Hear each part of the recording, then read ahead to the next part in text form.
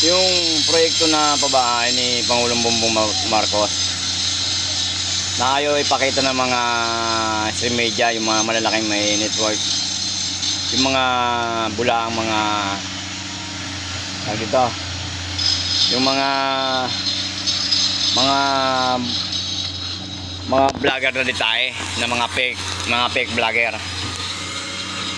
Ito yung proyekto na pabahay ng Pangulong Bongbong Marcos. Todo lang, hindi lang naman ito apat na unit to eh. Pero hindi lang apat na unit, lahat ito 24 unit pala lahat to. 24 building. Dito sa area na to. Yan. Magtatayo dito. Sa area na yan. Itong area namin na to, tatayuan din to. Magpapabriketa namin. Tapos yan, tatayuan din yan.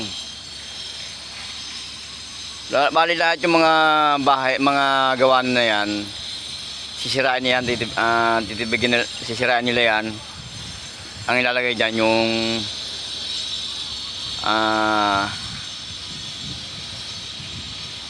condominium type na building. Yan. Itong pabuuan na to ng lupa na ito, bali lahat to 24 building, lahat may ilalagay dito. Paano sasabihin ng mga vlogger na yan na ito tae, yung mga kalaban ng yung mga nagpupumilit na pabagsakin ng Pangulong Bongbong, paano na yung sasabihin na wala nagagawa ang gobyerno? Imulat nga mata nila, sa katotohanan na yung sila tae wala nagawa nung siya presidente. Lugmok sa utang ng Pilipinas, wala nagawa, di ba? Yung mga maliliit na user, yun yung mga pinapapatay niya, imbis na harapin niya, gawan tulungan. Iba yung gagawa nun eh. Meron gagawa nung mga pinapagawa niya yung mga pinapapatay niyang tao. Dapat hindi.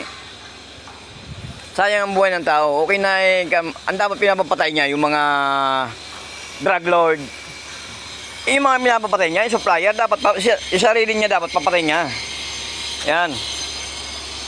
So yung dapat sarili niya dapat pinapapatay niya kasi sila mismo ang protector ng droga eh. Nililis lamang nila para hindi mahalata ng taong bayan na sila mismo protector ng droga. Yan o. Ang linaw-linaw. Malinaw pa sa sabaw ng pusit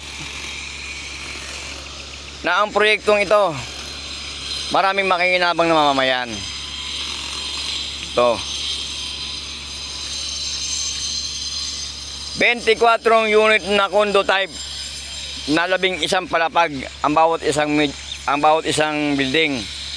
Ganong kataas, 11 palapag bawat isang building. Iisipin nyo yan.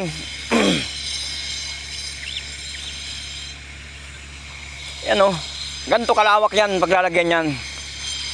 Sa loob yan dito. Yan, ganyan kalawak. Yan.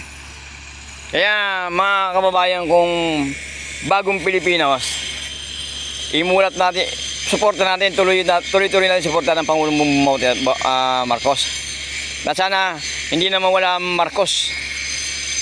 Hindi na mawala ang Marcos sa pamahalaan natin. O kaya tuloy-tuloy natin si Pangulong Bongbong Marcos ang maging presidente habang gusto niya. Suportahan natin siyang na manatili siya sa pwesto, manatili siya sa kanyang katungkulan. Maraming salamat po at magandang umaga. Alamat TV, magandang umaga po.